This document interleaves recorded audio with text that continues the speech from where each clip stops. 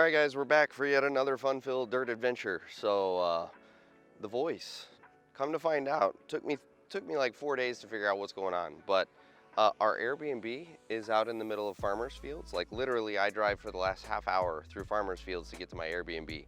And it's hay season. They're cutting hay. And I'm allergic to hay, as are my children. So we are all snotting all over the place. It's been a grand old time. I'm all allergy medicationed up, and this is what you get, is the deep, sexy, manly voice. So I'm sorry guys, you have to deal with it like I am. So anyway, we're gonna do a relatively quick intro today because I've got some trucks waiting. We've got one haul truck that is behind the trees hanging out waiting, and we've got our quad over there. He is also waiting. We're gonna fire up the hoe here in just a minute. Colton is dealing with a GPS issue. If you bump your base station with that GPS, it throws everything out of whack, and then you have to go tell the system, hey, base station moved, here's your new 0 point. And that's what they're currently doing, because I think the base station actually settled just a little bit, because there's no way anyone bumped it. There's not been anyone over there. So the flies, I swear, Minnesota, the flies. Anyway, so they're gonna go deal with that really quick, and then he's gonna fire up the hoe and start slinging dirt. I'm gonna go dress up a couple spots for the haul truck to get around, and then I'm gonna go back up to that knob where we've been parking in the mornings. We have to shave off a little bit there. I'm gonna go take care of that.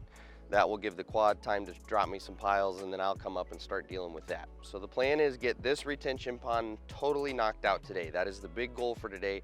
It should be totally 100% done, because there is a very good possibility we're gonna get a fair amount of rain tomorrow. So everything we do today, I've already talked with Ryan, we're gonna make sure everything is level and nice, and that way we don't get ourselves into a pickle at the end of the day where we're running around trying to level everything back out. So yeah, we're just gonna be spreading dirt while Colton throws dirt, and then I'm gonna be bouncing between spreading back over to the retention pond, dialing that big head. There with my words again. I'm gonna be down in the retention pond, bouncing back down there to finish dialing that in with them. So that being said, I'm gonna fire up the machine and I'm gonna get rolling, and we'll catch you in a minute. All right guys, I've actually been at it for, I don't know, probably an hour. Yeah, probably about an hour, maybe 45 minutes. I just got done recording some GPS down and dirties for you guys, so look for those coming up on the main channel here pretty soon. And then the only other thing I've really been doing is I had to go around and just kind of straighten up haul roads for my trucks, and make sure everyone was getting around the site okay. And now we are back to shaping this lovely, lovely retention pond with all of this lovely, lovely clay. So that is what we've been up to. I just saw the quad axle with his hood up, which made me nervous, but he's back to running, so I don't know what that was about. As long as our trucks stay running, we should be able to make some good progress. I've got Ryan up front, finishing stripping the topsoil on the retention pond. We will move to once this one is done. We do have rain coming this afternoon, so I did make sure he's aware that it needs to drain. I'm not super worried about the rain getting it all nasty, because that's got to go down something like 8 feet. So it's not like we're going to have issues getting trucks in and out of there or anything like that. We're going to shave all the nasty stuff out. So the only other thing he's doing, let's see here, the middle of last week, I believe, we stripped the topsoil off of that fill area, and right along the edge of our job we left a giant hole. And so I've got the haul truck, the big haul truck is hauling over to that hole, and has been for a while now. Ryan has gone over to see if he can get that squared away so that it's draining, so that we can switch our haul truck over to a much shorter run. That's a really, really long run for him. It's all the way across the job, and it's taking a lot of time. I only want enough material that we can get that area to drain, and then we need to get him back on this house pad that's nice and close so we have a short run, since we're only running with one big truck today. So there's kind of an update on the situation and what we're doing and what we're thinking. Let's see, what do I want to do? This is all flat bottom here, so I'm just going to start pushing this a little further. The problem is this dozer does not have the cojones to really get aggressive with this clay. And Colton has himself so far away he can't reach down here to help me out. So I'm literally just gonna have to whittle away at this stuff, which sucks, but it is what it is. When you are in a hard clay situation like this, you do cut a lot more efficiently with your blade at an angle. So what I'll do is actually shave it like I am now and loosen it up. And then I will come back with my actual cleanup pass where I'm not fighting to actually break the clay free. I can carry more material. So right now, like, I'll just let it pull the dozer in because I'm still cutting and breaking all that clay free. And then after I do that a couple times, I'll try to come in here, not take come on, Brian, use your words. I'm not going to be as aggressive with how much I'm actively shaving. The idea is just bulk what we've already loosened up and get it up to the hoe. And that's kind of the way you have to handle this clay. It's frustrating and irritating, and you feel like you're just, well, you are just spinning your tracks half the time. So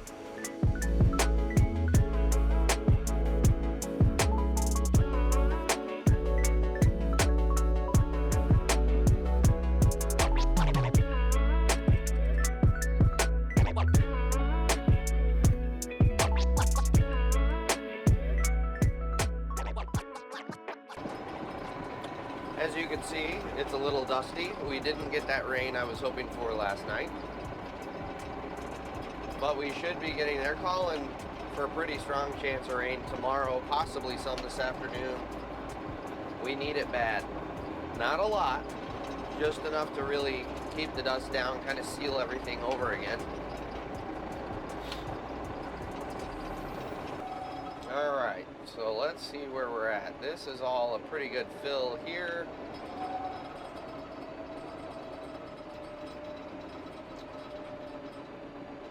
And then we get into a cut up here at the top. A 2-foot cut. Wow, okay. I did not realize that was that extreme of a cut. But that's why I wanted to come up here.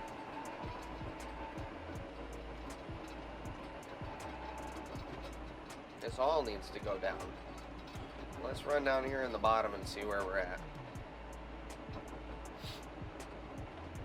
Because we did have a low spot up here. Yep, here's our low spot. And then we get into our fill. So this is what's really awesome about the Trimble system. Which, by the way, Kat, Trimble, call me. I would love to pitch your stuff, because I'm in love with this GPS system. But this is what's really cool, is we've mapped all of this. And so I can see very easy. Look at the visual on here. I need to come up to this ridge right here, and I need to push that material down here because this whole area is low. How easy is that to visualize it? What an incredible tool to be able to have that. And that literally, to get this, is just us driving around on the job site. You're already doing it in the dozer as you drive around. So we're going to come back here and we're going to use our slot dozing technique. I'm not going to get way back there and try to hog and push the distance, because I want to work with the downhill on my side. So I'm going to get my, this is where I should really pay attention to what's going on my screen. It looks like I've got a little bit of a contour that I'm working on right now. So I need to look at my contour line. So this is where I'm going to, where's my recenter button? Here we go. I see. So I'm right at an angle.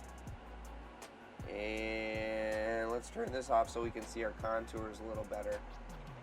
So it looks like, in fact, we're going to go one step further. I know. We're going to go into our 3D view so I can figure out what's going on. Okay. I see. So they've hollowed out and shaved the slope around this house. So we're going to get in line with this line right here, and we're going to start doing our pushes that way. So that's what they've got, is basically, so it looks like we're going to have a fair amount of handwork on this one just because of these weird geometric shapes that, we've talked about it in another video in one of my down and dirties. These are just anomalies from the surface trying to connect all these lines together. So we're going to have some handwork on this one, which isn't a big deal. We'll rough it in with the GPS. But more or less this is going to be a lot of handwork. So let's go back to our top-down view. Boom. And we're going to make this guy, I wonder if I can do it from this screen. Nope, that's not going to let me. So I'm going to go horizontal guidance. And this is the line that I really want to stick out, that I want to grade up against and kind of orient myself to. All right. So I want to shuffle around a little bit and get in line with that, because that's really our slope.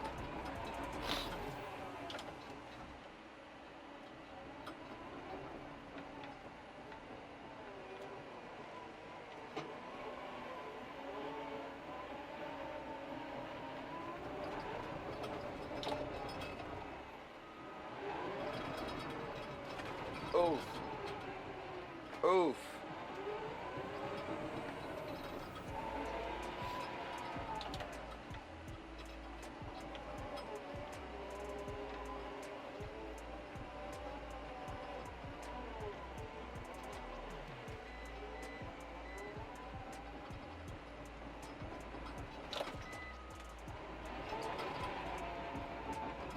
And anytime you're starting in on a cut like this, your sight looks like an absolute bomb went off as you kind of establish grade. And that's okay. I mean, because we have the GPS here, we know what this is ultimately going to look like. So we can make a big old mess knowing that we can absolutely dial it back in.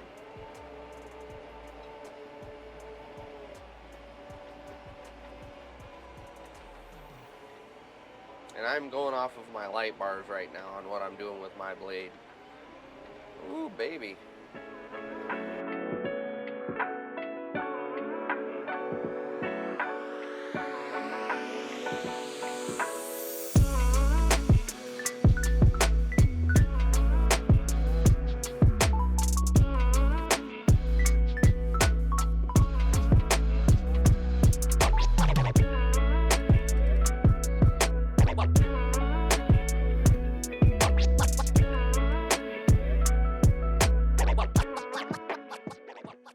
Alright guys, dedication to the channel.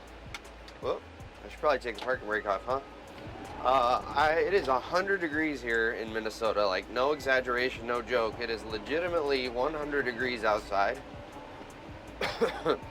And I just spent the last 15 minutes running around like an idiot with a giant camera on a gimbal to get you some sweet cinematic shots. Because that's just, you know, the kind of guy I am. But it is effing hot. I am drenched in sweat. It's one of those days where you just feel it rolling down your back. It's delightful. I really feel bad for the haul truck driver, because that is an old truck and it does not have AC. And I would be having a conversation with my boss if I were him about getting a fan. I think his boss, I say that, I should jump to his defense. His boss did run him out a fan, but unfortunately there's no 12 volt power sources in the cab of that machine, so he wasn't able to plug it in. But it is way too hot to be in that cab of that machine without something. Don't get me wrong, I've done it. Down in Texas, I did it.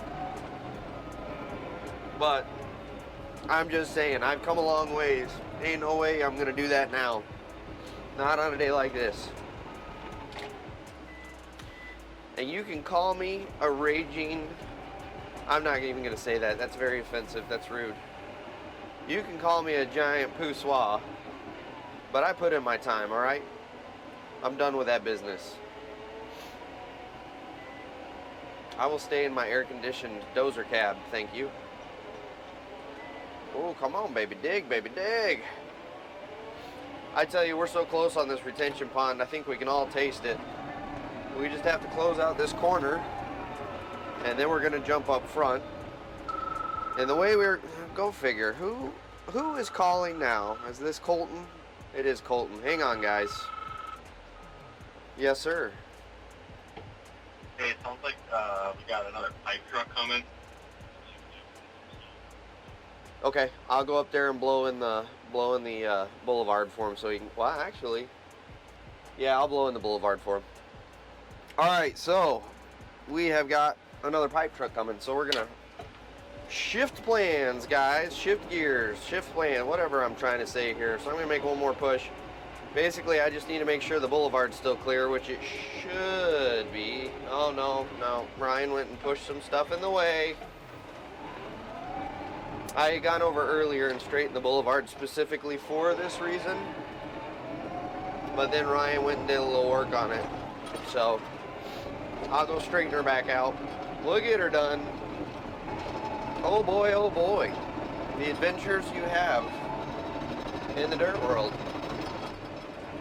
By the way, a little tip, when you're going over edges in any sort of track machine, once you get to your teetering point, if you turn on it, it will set you down slow instead of slamming you down. There's your fresh tip of the day.